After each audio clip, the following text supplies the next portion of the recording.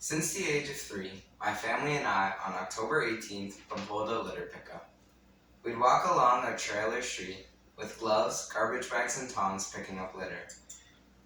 When we were asked to pick our assignment on the 12th, I struggled coming up with a topic that I liked, so I picked something that I wasn't as passionate about: beef consumption. See, this topic, like any environmental topic, should be talked about and discussed, but I wasn't the person who was meant to inform you of it. You see, 6 days later, my family and I hopped in the car and went over to the valley on Kingston Road with our gloves and trash bags, not really wanting to, but knowing that someone's got to do it, and picked up trash. I'm not telling you this as a means of showing off like a lot of crazy environmentalists do. I'm telling you what I did so you realize how easy it is for just anybody to do it. The next day at school, I asked our wonderful teacher if I could change my topic to something that I genuinely believed in, and he said that sounded great. The first thing I had to do for my topic was find out why people litter. And after some research, I had narrowed it down to 2 main reasons: by laziness and accident. You may be thinking, how could someone litter by accident? And I'll tell you, these little things. Just looking at how cute this little guy is, you can tell he didn't mean to cause any harm, but stuff happens, and now someone's gonna have to pick it up. There's also this, but we'll get to that later, and don't let its cuteness fool you. It's not helping us. Litter is not only bad for our environment for obvious reasons like global warming, but it also looks terrible and put animals at risk of consuming it.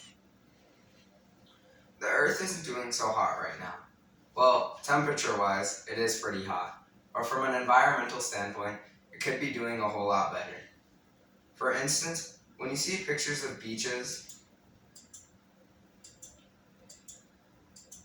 and oceans that are covered with trash, it's not because millions of people are going to that beach and ocean throwing their trash on the ground. It's the wind pushing it from all over the land.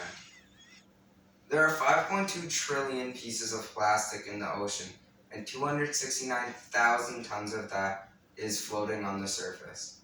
This plastic is not only endangering wildlife, polluting our water, but also preventing young 8-year-old little boys and girls from going swimming on their very first plane trip. Littering may seem insignificant to the individual person, but as a community, it's so much more. Here are some real numbers on littering. 75% of people globally admit to littering in the past 4 years. In the US, there is an estimate of 369 pieces of litter per roadway mile. In the past 4 years, in the US, it's likely that Canadian statistics would probably be similar, though there is no study done. 1 reusable bag and reusable water bottle would reduce the average 300-pound yearly production of plastic significantly. Every year, 80 to 90 people die due to trying to avoid getting hit by litter being thrown out of cars. 10 times more taxes go into cleaning up litter than garbage disposal. And lastly, 300 million tons of plastic is littered by Canadians every year. Robert Cialdini, a psychology professor at Arizona State University and the author of the book Influence, The Psychology of Persuasion, says the decision to litter is based largely on environmental cues or what people see around them.